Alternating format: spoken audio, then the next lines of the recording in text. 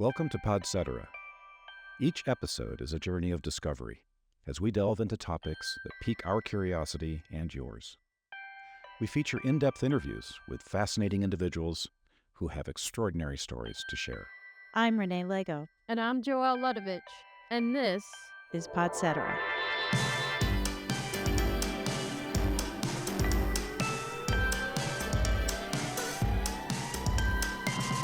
Singer-songwriter, meditator, Sug Daniels, welcome to Podcetera.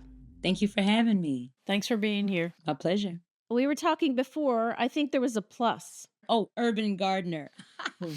I've been identifying less with the things that, would be a so-called career and identifying more with the things that really have been bringing me joy recently. So that's why I wanted to put those things in there. You grew up in Delaware. Yes. It's a great state, bordered by beaches. Tell us what it was like to grow up in Delaware. I actually just got a chance to travel back through. I was on my way to a festival in Maryland, my last show of the summer, and we had a really good time. But in order to get to Maryland from Philadelphia, which is where I'm based now, we had to drive through all of Delaware and down through like southern Delaware, which is all cornfields and just a lot of space, a lot of wide open space. And I haven't been down there in years. I think when I was a kid, if I'm being honest, it was really boring to me. There really wasn't a lot of stuff. Everything, even just recently driving down, looks exactly the same. There's a couple new billboards, but advertising the same old businesses. So there really wasn't a lot of stuff going on when I was a kid there, which you would think would be really uninspiring. But the thing about small towns, and I would almost consider Delaware one big small town, although I love it. We'll get to how much I love it and why I love it now. But there's always like an underground music scene. There's always an underground like punk scene, whatever is accessible to people. When I grew up singing in church, with my family, with my community, so music has always been communal. And then my first shows were basement punk shows. So moving into that atmosphere of, maybe the music is kind of, loud and rambunctious, but it's got a lot of spirit and it's got a lot of attitude. It's got a lot of like, we can make change together. And when I was driving back through, I realized that it actually is kind of beautiful that everything is so simple and the same. You move to a big city and every moment, every day, I'm doing something. Like there's a lot of competition, there's a lot of movement, there's a lot of energy, which can also be inspiring. But I think as humans, we really are made to rest. I like the sun goes up and the sun sets. We're supposed to be doing the same thing. So big shout out to Delaware, sleepy Delaware, for knowing how to enact a little bit of balance in your life. Nice. How did Shook Daniels come to be and how did the full band form? After singing in church, probably until my teenage years, I started a rap group with my cousins called Flow City. And that was really fun. We didn't have a lot of places to perform, but we also were young. So we could still do like churches and like coffee houses. So I cut my teeth doing a lot of that kind of stuff and just getting used to performing and getting really excited about it at a young age. And we went pretty far. I was in that group with my cousins until I was about 21. So from the ages of like 14, 15 to like 21, I was mostly a rapper and a singer. But I kind of fell out of love with the genre. I felt like it was moving in a direction that felt less about empowering people and more about, and this is just my own personal opinion. Rap music is wonderful. I love what Doechie's doing. I love Cardi B. I'm such a Cardi B fan. But for me personally, at that point in my life, I felt like I wanted to say a little bit more. I felt like I was getting pigeonholed into what I could sing about and what I could rap about. I started this group with a buddy of mine, Fats, called Hoochie Coochie. And that was like a funk soul band. And Dover has a really big blues population. So we were really influenced by some of the older guys around us. And, blues music is the music of the people. Everybody's got blues, even Little Baby got blues. So we started doing that, and that was a lot of fun. And then after a while, I felt like I was getting that itch again. I'm like, oh, okay, we're singing about this, but I kind of want to sing about this stuff. And, you know, the pandemic hit, and just like everybody else, everything that I had planned and envisioned for my life kind of went out the window. I had a roommate at the time who had a ukulele, and he said, if you want to make music, don't let anything or anybody stop you. So I said, all right, I guess I'll play this, and maybe I'll play this until I figure out how to play the guitar. That's an appropriate or a quote unquote real instrument. So I started playing ukulele, and I started just putting some music out at the urging of a friend, my buddy Robert Pfeiffer, and the radio picked it up. So I started getting radio play. And I said, okay, that's pretty cool. And, I started putting stuff on Bandcamp, and then a little record label in New York at the time, they were called Weird Sister Records, asked me if I wanted to re-release the song I had released and if I had any more, and they would, release an EP.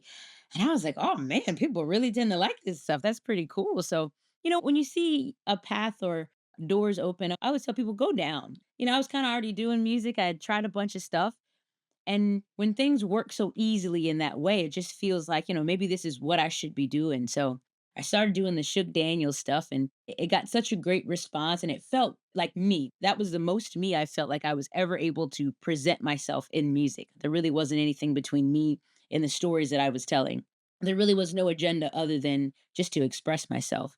I started getting radio play in Delaware and then in Philadelphia, and Delaware is right underneath of, Philadelphia. I was living in Wilmington, Delaware, which is the banking capital of America. There's a lot of empty buildings with phones in there for tax loopholes, but it does have a little bit of a music scene. So I was there and started getting radio play in Philadelphia. And I said, you know what?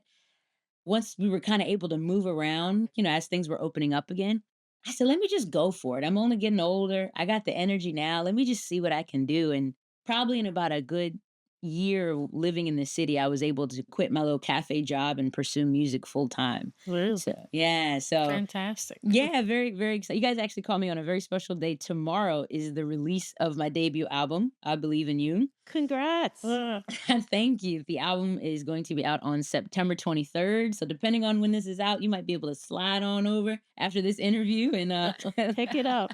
Definitely pick it up. Yeah. Oh, I was thank just you. listening, and wow, your voice you're a powerhouse singer. Thank you. Thank you.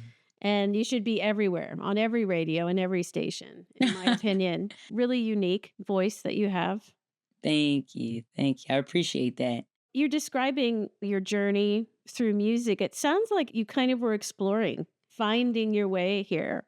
Oh yeah. Oh yeah. I feel like growing up, when you're a queer teenager and a queer kid, you're already born into this space of like, I have to start thinking for myself for my own survival. Like I have to come up with my own ideas or I'm going to die.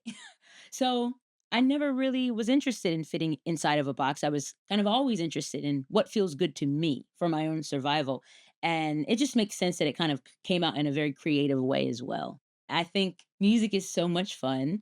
And I'm sure if I would have went down any path, being maybe a writer and writing books or a painter or a sculptor, I just would have continued to experiment because that's the thing that feels the best. Even if you come to see like a live show, I call my band the Chosen Family Band, and it rotates with a bunch of amazing players who I've known for years, and they're world class. They're so good. I'm blessed that they play with me, but it's just like a hodgepodge. It's like the World's Fair. There, everybody, all different kind of people are represented in my band, and every different iteration makes the music a little different, and it keeps it super exciting for me. That's kind of neat. How do you create that sort of group? Like, are there other musicians that hear your music and like, I really want to play with you? How do you? Yeah, so Philadelphia is really special. It has an amazing music scene. And before I had even moved to Philadelphia, I had kind of started coming up here and playing with my band Hoochie Coochie. So I started getting into the scene and checking out people. And, there really isn't like a Philly sound.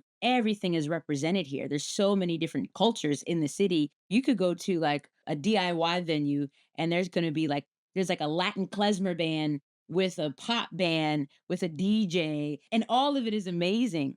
So you just go to shows, really. You just go to shows and you meet people that you feel connected to, right? Like you meet each other and you're just like, "Oh, you're one of my kind." And everybody here has been more interested, in my opinion, since moving here. Everyone's been more interested in playing and supporting the actual scene than necessarily making a lot of money. My friend Keaton, he plays a bunch of piano on the album, but in real life, he plays drums with me a lot of times. We were recently on a tour together, and he said this thing about the Philadelphia music scene is really just a bunch of friends passing around $100 to each other. Like, hey, can you come sit in with me? We give you $100, and then you go sit in with them, and they give you your $100 back. One day we'll all be little old ladies and little old men, and we'll have all this music from this time when we were like young and moving around and trying our best. So I think just go out and make some friends, just start going to shows. Don't just go to yours. Go to other people's shows, talk to people, talk to everybody. And that's where it's going to be sustainable. You mentioned some of your influences, starting out. Can you name some other, singers or singer-songwriters that you might be influenced by? The first one absolutely is my mother. She's a phenomenal singer, and another not trained. I don't read music. I can't like really write it. I just will play the ukulele and figure out what I'm doing with my fingers and keep doing it until it gets stuck in my head. It hasn't really hindered me. It's kind of frustrating when you're communicating with other musicians, but the ones I play with are fine. They have great ears. But my mother like sung in church in the way she would just be able to like make people look like they were free. There was a moment where these people were waiting all week, and my mom gets up there and she's singing, and it wasn't about her. She'll to this day she's like, I'm here, to do the Lord's work. And I love that. I really love that it really wasn't any ego in that for her. And I feel the same way. It's just, singing, it's my gift to give. For me to do it just for myself, what good would that be? But to be able to show up to spaces and to sing for people like that and affect them and create some kind of like positive situation, you never know what someone's going through. That means a lot to me. Now that I'm thinking about it, have probably been listening for other singers like my mom. So like Donny Hathaway, Aretha Franklin, a lot of soul music. There's a reason why it's called soul music. It's really coming from this place that is like connected to whatever it is that connects us all together. And you can hear it, right? You can hear it when someone's singing, even some old school reggae that is like soul music. People are really singing from their soul. Bob Marley's not just singing a little tune, like he's really telling us like what's going on. So those are probably some of my favorites. Nina Simone, of course. Eartha Kitt is one of my favorites. There's actually a little Eartha Kitt right there on my wall. I'm really big on paying homage to the ancestors and all the people who've come before us to really create a path for us to keep paving. Eartha Kitt's daughter, owns a clothing store in Connecticut. Oh, really? Kit Shapiro. Oh, I have to check it out. I'm in Connecticut often. It's called West to Westport. Ooh, okay. I'll have to check it out. I'll have to check it out. I've been wanting to go up there, but Yeah, we might have to make a little trip. We might have to ride up together. okay, that sounds good. And Eartha Kitt's a phenomenal, I feel like, icon too, because she wasn't just like an amazing singer and amazing talent. She spoke all these different languages, had a really extremely tough upbringing. She also was a civil rights advocate. A lot of people don't know her story. She got kicked out of the country for a little bit for speaking her mind. In a time like this where people are getting back to like shut up and sing because they're afraid to get canceled, here in America, it just feels like, wow, maybe we don't have freedom of speech in the way that we thought we did. I think it's more important than ever to make sure you're bringing people together and speaking your mind. Definitely. Just a quick follow up on the ukulele. What prompted you to go, ukulele, I'm going to try this and start playing it? So it's really more of like what made me continue. Because really, I just had a friend that was like, you should play this. And I thought to myself, I'll play this until I learn to play guitar. Because I just knew I didn't know any ukulele players. I didn't know anybody who would get on stage and book a show as a ukulele player. So for me, because I didn't see it at the time, it was like, I'm just going to write songs. But then I really fell in love with the instrument. It's just so little and cute. And I have a Fender. One of the first ones that I started performing with was this like Fender ukulele that looks like a Stratocaster. The old men always want to talk about instruments. They always want to come up after the show and point out your gear and they want to talk about it. And they'd always come up and they'd be like, what the heck is that thing? Because I don't think everybody would necessarily know by just seeing me or hearing my music that I'm playing the ukulele. So they always want to know what I'm playing, but I just think it's such a fun instrument and it's so accessible. It's kind of fun to be different. And like, once again, everybody plays guitar. So to show up, I just played this festival. There was a bunch of bands. It was kind of like a jam band festival. And I had a full band with me, but I was the only ukulele player. I was the only person that had a ukulele. So it already makes me, it makes me stand out a different way. And it's changed my life, right? Like I played in all these bands. I would always need a whole group of people in order to agree to do something, right? Like if I wanted to play a date that I thought was a really good date or an opportunity, I had to get all these people to agree and all these schedules. But the ukulele opened up my world. I was able to take it down to Nashville. I just played so many amazing places all over the country that I wouldn't have been able to do if I wouldn't have picked up an instrument. So at this point, I just feel so loyal to it too. I'm just like the spirit of the ukulele has blessed me. So I want to keep traveling around with it and inspiring. And a lot of kids have ukuleles. So I'll play summer concert series and the kids come up. And I'm like, go ahead, you want to touch it? And they're like, do you have one at home? And they always have a ukulele, even if it's a little toy kind of junk ukulele, but they have it. And I always say, maybe that'll be you up there next year. And then their eyes get big. And, anytime you can inspire kids to get into music, get into creativity, get into expressing themselves, because it isn't always about becoming a big famous musician who does it full time. To have tools to be able to express ourselves is really important. And all the time we hear about they're cutting funding for the arts, they're cutting art classes. Nobody's school is pumping more music into art. So if the parents got them outside and I get a chance to inspire them, that's exactly what I'm going to do. And the ukulele has just been such an easy way to send that message out to kids and to families. You have a song on your album coming out tomorrow called Brand New Day. What a happy song. Immediately lightened my mood. I had a horrible day. Please tell me about the inspiration for that song and how you wrote it. I'm glad you asked this question. And I'm also glad that you had that reaction to it. I had woken up from a really bad dream, actually. And it was about my mother passing. It just like set me into a really bad way. My mom's still alive. So it just was upsetting, the dream.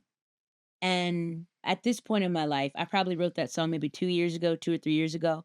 At this point in my life, I'd already gone to therapy and I had some tools that I knew that I could use in order to change my mood, to change my day around because I didn't want to have a bad day. I wanted to have a good day. So I wrote this poem to myself. I went through all of the things in my head that helped me turn my day around.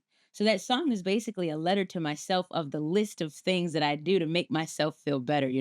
Meditation is in there. I talk about closing your eyes and listening to the voice within. Talk about calling your friends, going for a walk, going outside. Those are things that make me feel better. And I wrote it all down. I probably wrote that song in about 15 minutes. And the next day I had a session with a buddy of mine and we were going to do a completely different song. And then I sang that to him and he said, let's do that today. And that's the song that you hear. That's the ukulele, that's the vocal. He laid down some bass and, we had a couple friends after that, but it all came and almost was like a download. It was just like divine. And it makes me so happy to sing that song for people because I know what you're feeling because I felt it first. I was like, wow, this really makes me feel better. I want to share it with everybody. So those Well, are your enthusiasm is infectious. Yeah, for sure. Well, I'm glad. Okay. You talked a little bit about how you bring meditation into some of your songwriting, and So how those does are your identity influence your music? I feel like I've always been introspective, right? Like I've always been a very introspective little kid. I remember my mom had this car she had bought, and it was like within a week that car never ran again. But we kept it for a little bit because then you got to get somebody to come tow it. So it was in the yard for maybe like a month. But I used it as like a personal clubhouse. And I would go in there. And I think without really knowing, I'd be meditating because I would just sit there and I would look up at the tree and I would watch the birds and I would just think about my life and I would think about how we all got here. And I'm like little. I don't know what the heck I was on, but all these things I just would love to just think. And then I would turn the radio on. I think I ended up killing the battery actually, but I would turn the radio on and I would listen to the radio and I'd listen to like, NPR and hear all these things from all over the world. And I would go in there and I would read books, like probably weird stuff that a little kid would do, but it's just always been really interesting to see and to pay attention to my own thoughts almost in a way that feels separate from them. And, I've definitely had my own experiences with, anger and addiction and working too much or not working enough. And just like, nobody's perfect. But I've always been able to come back into what are the thoughts in my head? What belongs to me? What is like because of emotion? So my music has always been like that. My music almost feels like a conversation really with myself. A lot of my music just feels like my own meditative thoughts. So in Brand New Day, in the first verse, I'm talking about meditation without really saying you should meditate. I'm just kind of like, maybe you should just close your eyes a little bit, and think about what's going on. But within my live shows recently, I have incorporated a little bit of deep breathing, just inviting people to come back to themselves, take a nice deep breath with me. And it's after like a really exciting song, too. So I got them in the palm of my hands at that point.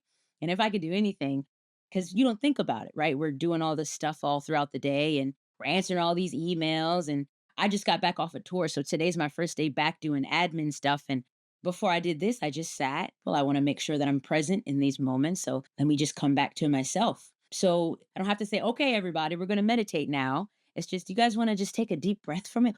Ooh, doesn't that feel good? Doesn't that feel nice? But I feel really called to do it.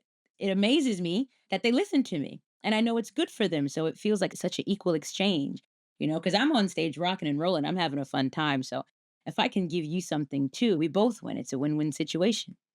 Is there a moment or an echo of your early life that has shown up in your music or in your songwriting?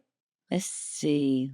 The songwriting changes all the time, which has been fun. But I think the performance, I have always felt performance is almost like magic. It's like you're really drawing people in with your body, with your voice, everything that you do. Like I love watching like David Bowie or Tina Turner. I mean, like their whole body is conducting something. And I talked about my mom earlier. I remember being a little kid and just like watching her sing and being on stage and just watching people just be so moved to tears, but tears of joy. This grown men and women. And I know that this is a good thing for them. I feel like that really affected me as a kid. I think about it all the time. There was maybe a point in her life where she thought she was going to be a big gospel singer, but then she had babies and she was like, I'll do that. Because kids are tough. You got to stop everything and give it all to them. But I always say on stage, the way my bank account is set up, I think I'm going to keep singing because kids are a little expensive, but definitely those moments. And then anytime I get off stage and someone says, I really needed to hear that song today, I must be doing something right. That's it. For me, that's what the goal is, to be able to express myself and to uplift people. Without getting too political, the last 10 years have been somewhat difficult or challenging for our country. And when you can take a moment and stop, see a band, be able to like remove yourself from all of that. It's this layer that's hanging over us right now. I Yeah. feel like a cloud, right? Like the peanuts, that little thing that's following you, right? So going back to your song, I was playing it, maybe a half an hour before and thinking, wow, my whole mood is shifted. So Mm. without getting too political, how much does politics or society or what's happening out there affect your songwriting or influence it? I So those are feel like being a performer, being an artist, a lot of times you're kind of expressing how you feel about things. As a queer Black woman, I often feel like a pawn. I often feel like my identity is used in order to sway the vote or to cause outrage.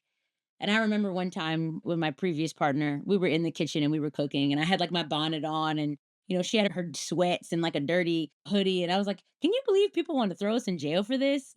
And it's really just so absurd to me that a lot of this stuff has to do with things that don't affect people basically ever, but they're kind of being used as these pawns.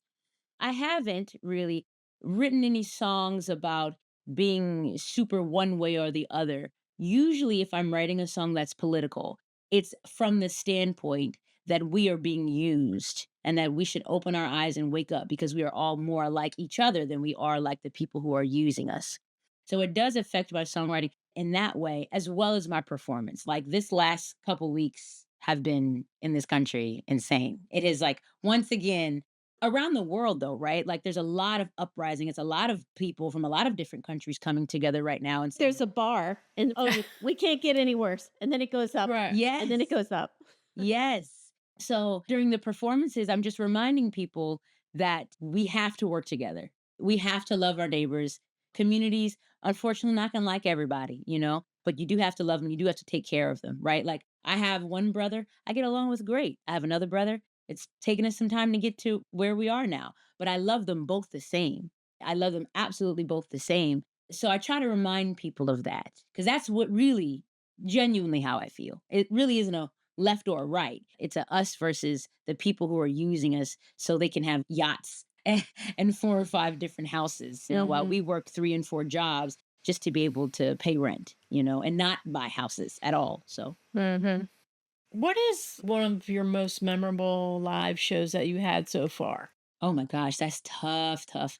In the summer, I did a festival called River Roads Fest, and I got a chance to play on stage with Dar Williams and like the Indigo Girls And, the Indigo Girls, especially as a queer woman in America, that's iconic, Yeah, right? I got a chance to meet them and for sure. oh my God, that was phenomenal. And the band that I had, every band, no matter what the iteration is, called the Chosen Family Band. And the players that I had on stage with me were just absolutely phenomenal. Not only are they super talented, but they've shown up for me in my own personal life, right? Like I had just mentioned my previous partner. Well, that breakup was pretty recent. And they've all shown up. They help me move all of my stuff. And, they take me out for breakfast or they check in on me and stuff like that. So to be able to share a humongous moment like that in my career as a musician with my friends, my chosen family, that is a moment I'm not soon to forget at all.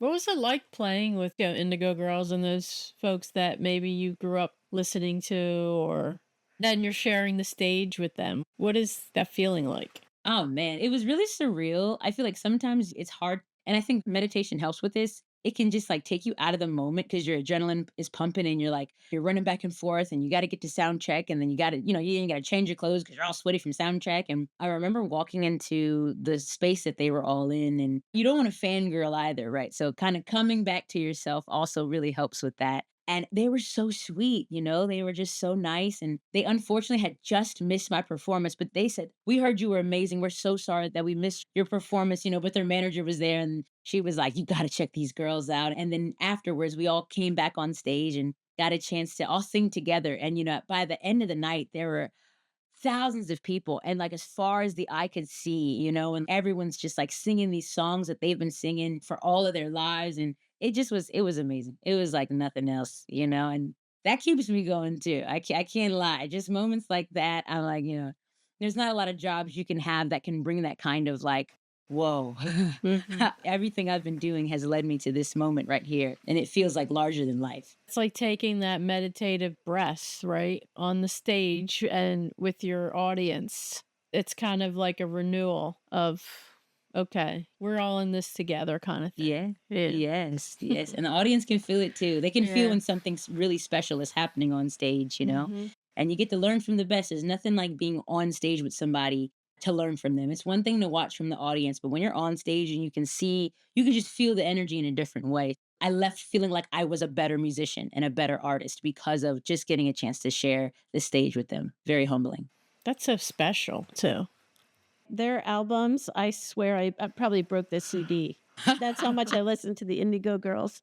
Their harmonies were like, Yes. You have to come play the Scottish Rite in Collingswood. They played there. It's an old theater. And they played there, and it's small, but it's like very intimate. I'll send you the link to it. Please do. And Collingswood is right across the bridge. Yeah, not far. Yeah, I'd love to. it's in Jersey. I love Jersey. Yeah. My mom was originally from New Jersey, Asbury Park. I just like making fun of Joelle. I know. It's the old Philly Jersey rivalry. Yeah. I'm not crossing the bridge. You cross the bridge.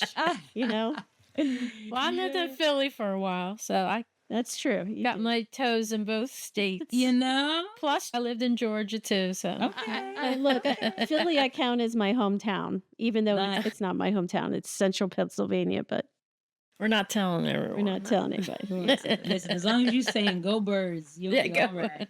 Go Phillies, go Birds, go Eagles. That's right. Actually, I like the Steelers. Sorry. Oh no. Uh-oh. I hear that. I didn't know that, Renee. I know. I'm sorry. But if the Eagles are in the Super Bowl, of course I like the Eagles. We're gonna cheer for the Eagles. Yeah. What a game yesterday, huh? Wow.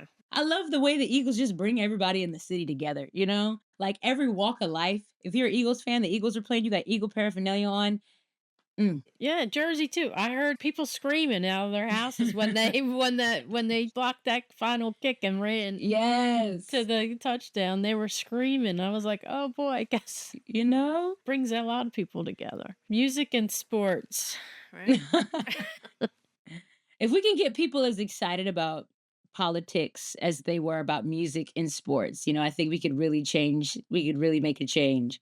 It's overwhelming. Yes. It's overwhelming because you feel like there's this whole structure that you can't break into or break down or change. Yeah, it does. But we can. It takes a lot of unlearning and relearning. We did today. Right. Yeah, Kimmel Yeah, I seen it. I said, okay, thank God. Well, money talks. It sure does. All those canceled subscriptions. Exactly. Hmm.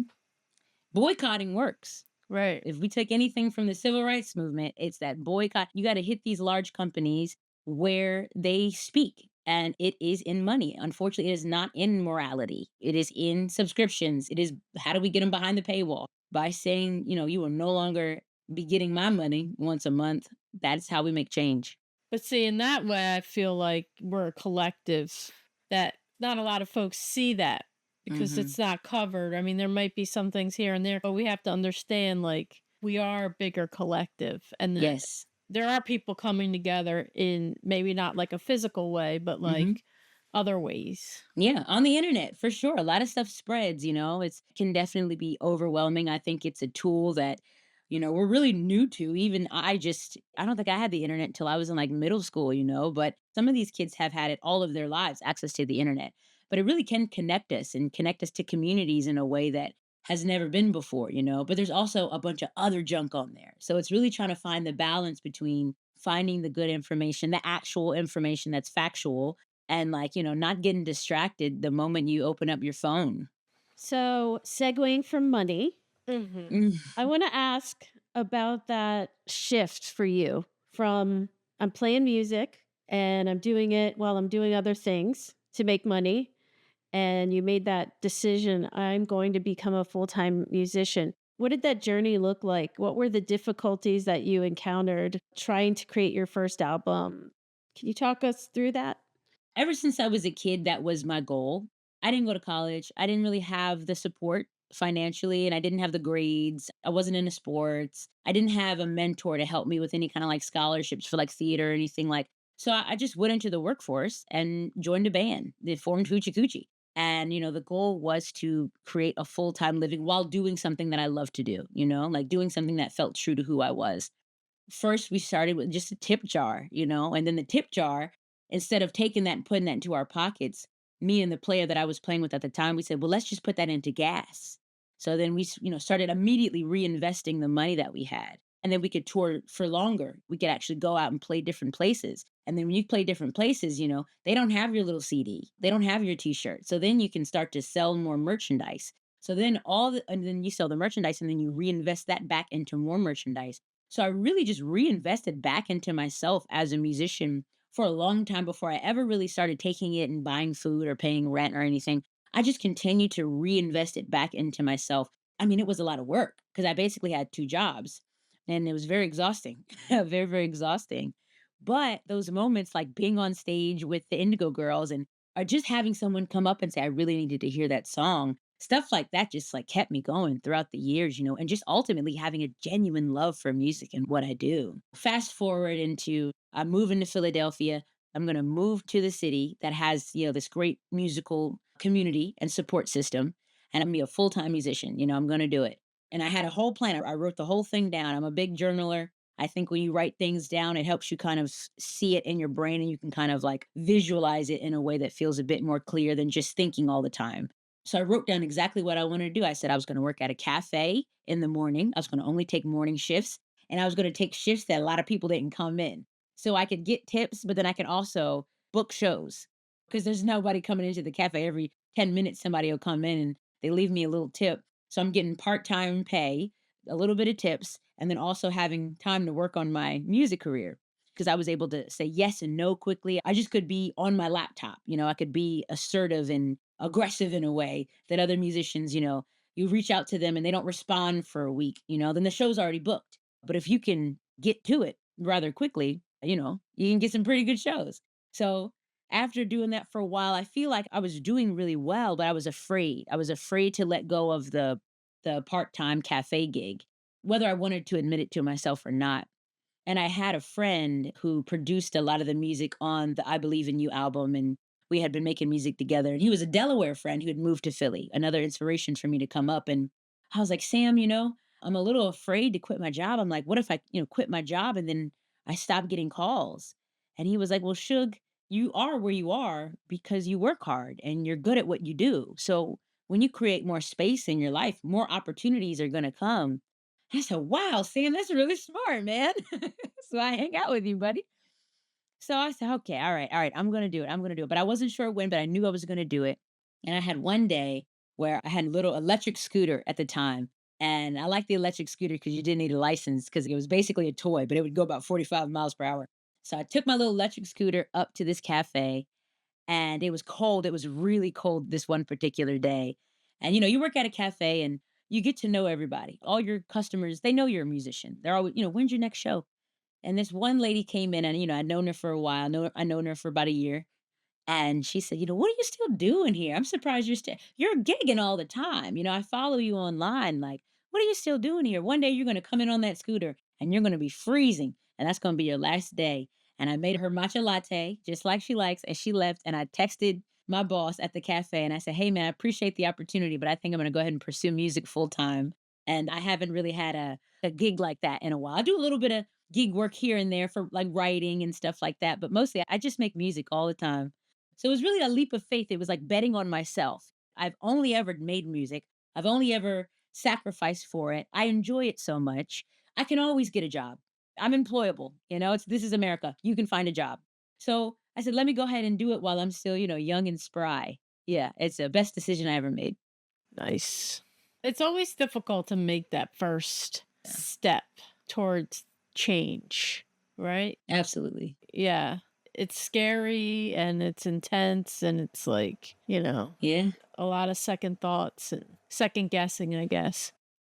What do you hope your listeners walk away with after hearing your music? So I hope they feel a little less lonely. I feel like sometimes you can be going through something and it feels like you're the only person who's ever experienced that thing, which is such a funny, silly thing to really believe because there's just been a billion trillion people since the dawn of time in all these different situations. But sometimes we could just feel so lonely and isolated in our minds and in our emotions. I'm excited for the album to come out because Brand New Day is definitely a very hopeful song. And I feel like mostly I try to leave people with hope. But, there's some songs in there like Therapy, where I'm just talking about my struggles with being alone. Sometimes, like, we feel we want to be a bit more independent, but we struggle with the feeling of what that feels like. Like, yes, I want to be independent, but I also feel like if nobody loves me, if nobody wants me in their life, am I worth anything? So I hope when they listen to these songs, they walk away feeling like I'm not the only one that feels that way.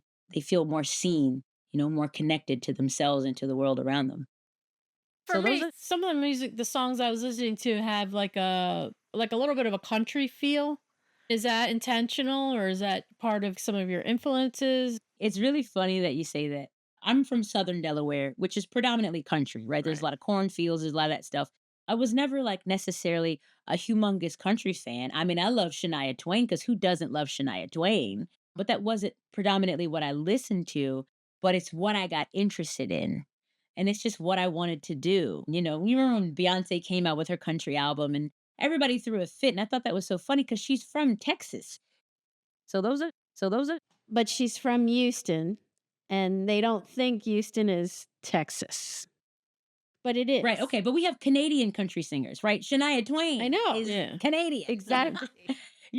So it's really just people just wanting to cause some kind of discourse. But for me, it just felt like what I wanted to express in that moment. I felt like that music would belong to me just as much as it belonged to anybody else. And, you know, like I said, before this, I was in a funk soul band. And before that, I was in a hip hop group. And if you look at some of my features, online, I've been in like pop songs and just dance music, all kind of stuff. I just love music.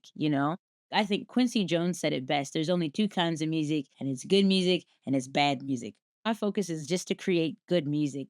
And also, the ukulele is a new instrument for me. It's the only instrument that I play, and I've only been playing it since about 2020. So I started recording music pretty quickly. And what I created just out of not knowing what I was doing sounded kind of country, Americana, folky. I actually didn't. I just was like, strumming, and I was like, this sound kind of sounds like that.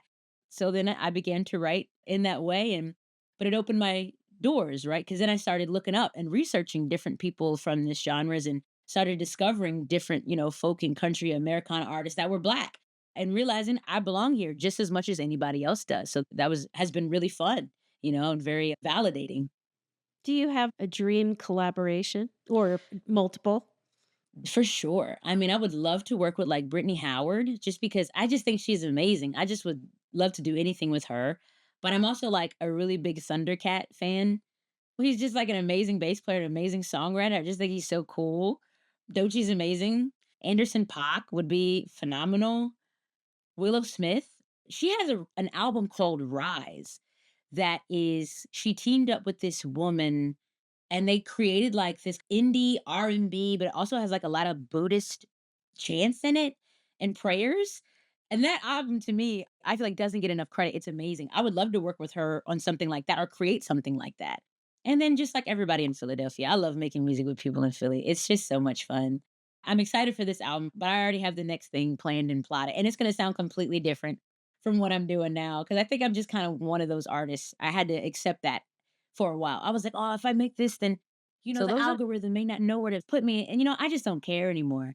All the algorithms are just doing all kind of crazy stuff. All those websites we're realizing all the time are just taking our information and stealing it to use to create AI stuff. And you know what? If that's the case, I might as well just make whatever I want to make. And whoever likes it can like it. And if I got to get a job for that, I'll just get a job. But if you're gonna make art, make what feels good to you. So those are what would be for you the pinnacle of success in music? That's a really good question. If I'm being honest, I feel like I already made it. I did what I wanted to do when I was a kid. I was like, I want to be a full-time musician and I want to make great music. And I do that every day. And tomorrow my debut album's coming out and I just can't even think of, I just feel so satisfied. I don't feel like there is an external like motivation for me. Intrinsically, I just love to make music and the fact that I get to do it now and I get to meet cool people like you, like yeah, working at the cafe was pretty sick, but I kind of was hanging around the same people that live in that neighborhood, but music opens me up to the entire world. As far as I'm concerned, I did it. And I'm always going to be making more music and exploring and experimenting, but I feel pretty satisfied. I could stop today. I could never do anything else. Well, after tomorrow when the album comes out. And I'd feel like, I did it. I checked that Yeah. box, that big dream. Yeah. That's great. Yeah. So tell our listeners where they can find your music and get in touch with you. Right now, my favorite place to find me is Bandcamp. I think Bandcamp is kind of back at the top of all the artists are really loving and appreciating them. Bandcamp Fridays, you can always buy stuff and all of the proceeds go directly to the artist. And nowadays, when you download stuff, it goes directly to your phone or to your laptop and whatever streaming service you use, it'll pop up for you, which is really nice. But for the most part, every platform. And if you want to find my shows, you can go to sugdaniels.com/tour. That's SUGDANIELS. And you can find all my tour information. I'm traveling around the country all the time. I'll be going down to Nashville and Memphis and down south this November. So keep an eye out for those dates and those ticket links. And I'll probably take a little break in springtime. I'll be back to running around the country with my little ukulele. So those I'm are going to try to come to one of your shows. actually I'll be in Haddonfield, which I think isn't too Oh, far from you this weekend. A little duo show. There's like a Autumn Sounds Festival. That's up on my Instagram right now. So if you're free, it'll be like a longer set too. So just stop by and come say hello, get a little pumpkin spice latte. I'll be singing to you. yeah, I'm going to come by. Yeah, that'd be wonderful. When are you heading down to Austin? I know, right? She said, okay, well, what about Yeah. me? What about me? I mean, you're gonna have to wait until I come up to Philly, really? I'm always like looping around. As a musician, it's like it has to make sense, right? Because touring really is just promotion, right? You're just promoting your album or your music or your new merchandise or something. So it just has to make sense with everything. But I love to do it. I always tell musicians as soon as you can tour, go tour. It's like you're a pirate traveling around on a pirate ship and then you dock and then you get out and you get to explore, then you get back in your ship and you go to the next town. But it's very enriching. You get to see the world, you get to see everything for yourself and make up your own mind about this country and about all your surroundings. We're gonna move to our speed round now. Ooh, here we go. Here we go. What's the craziest thing you've done in the name of love? Move in with someone after I said I would never move in with anybody again. That was pretty crazy. If your voice had a superpower, what would it be? Probably make people shake their butts immediately. They just start shaking. They can't help themselves. Yeah, there you go. See? I was hearing some of your music in my head. So, You're like, actually, what was your favorite subject in school? reading, history, actually. If your next album, and I know you're just about to release your first one, but if your next album had to be inspired by one emotion, which would you choose and why? Peace, because peace is the ultimate wealth. Nice. If you could gift one of your songs to another artist to perform, who would it be and why? Let's see. So That's a those are tough one. that is a tough one. I would love to hear what Cardi B would do on almost any of my songs, but I do have this song on the album called Don't Call Me, and it's about being I'm a Scorpio, I'm an introvert, and I'm also always corresponding in music, emails and messages and DMs, and there's so much to do. Wait, you're a Scorpio I'm a and you're an Scorpio. introvert and you are Yeah, it doesn't on make stage sense. every night. Yeah. I'm a Pisces and an introvert, and I have to teach in front of people. I love to be alone and not in a way where like I don't like people. Obviously, I love people, or else I wouldn't be sharing my gifts. It makes me feel good. But I do love my solitude. But that song Don't Call Me is really fun and really funky. And I had thought when I had it, I was like, this would be really cool to have like a rapper on it. And I love Cardi B. I really do. I'd love to hear her on that song. Cardi B, if you're listening. All right, we've reached question down the lane. And what happens in this segment is we ask our previous guest to provide a question to our next guest, which is you. And on the last episode that we recorded, we had two guests. So you get two questions. Okay. If there is a year of your life that you could edit out, which year would it be and why? Oh, that's a tough one. I'm definitely someone of the mindset that everything that happens to you is important. So even the tough times, honestly, the worst things that happen to you tend to be those moments of like this big turning point, like a death or you lose a job or the pandemic, it'll crack you open. And that's really where humongous change can come. So it's hard for me to think about a time in my life that I would cut out. Because I think the first thing you want to do is like, what was a really tough year for me, and I would cut that out. But my toughest years have been the best years in the way that they've sparked the biggest change. If I had to pick, it would be probably some year when I was a teenager and I was sitting around not doing anything, not being inspired, and just like mad at the world around me. Maybe one of those years, but everything else, I got to keep it in there. I am who I am today because of every single increment. So, this is our second question down the lane. If you could do any other job, what would it be? I think a mom. I think I would pick being a mom. I don't know if I've missed that boat, but recently I've been a bit more understanding of why someone would want to do it. Being a mom is a job. It's a job that I feel like a lot of moms love, but it's definitely a job. But I feel like now I'm like, that actually might be really nice. Maybe someday. Maybe someday. So those are Wondering if you have your ukulele around and might sing us out of this episode. heck yeah. All right. Concert time. Yeah. All right, let me see. Give me just a moment. This little bad boy is always slipping in and out of tune, so I want to make sure. Now, I dabble in the drums. I take drum lessons, but that's a ukulele. Yes. Okay. It's a little large. Yeah. Because it's a baritone ukulele. Oh, okay. And I like the baritone ukulele because the key that it's in makes it a little easier to jam with everybody, but it's still just the 4 strings. So I really like, I like to keep it nice and simple. 6 is too much. You don't need 6 strings. You just need 4, really. Okay. So I'm going to see you guys at Brand New Day. It's a song that makes me happy to sing just as much as I think it makes people happy to listen to it. So thank you so much for having me. Thank you guys for listening. And I hope to see you guys around soon.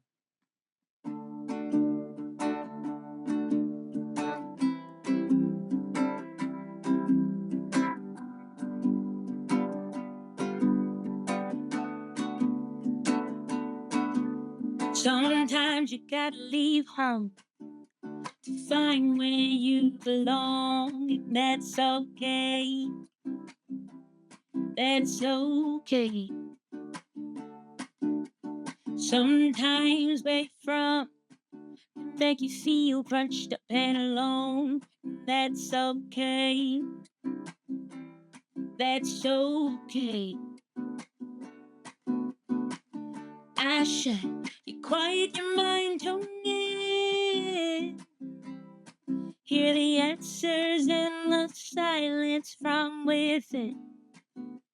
Alright. Or hold space for the space that lives inside. Too long you left your lying heart behind. But it's all gonna change, gonna change, gonna change. 'Cause baby, it's a brand new day. Well, it's all gonna change, gonna change, gonna change. And I promise you're gonna be okay. We go walk around the block when you feel the north be stuck. And that's okay. That's okay. Get your body moving until your thoughts become more fluid. And that's okay. That's okay.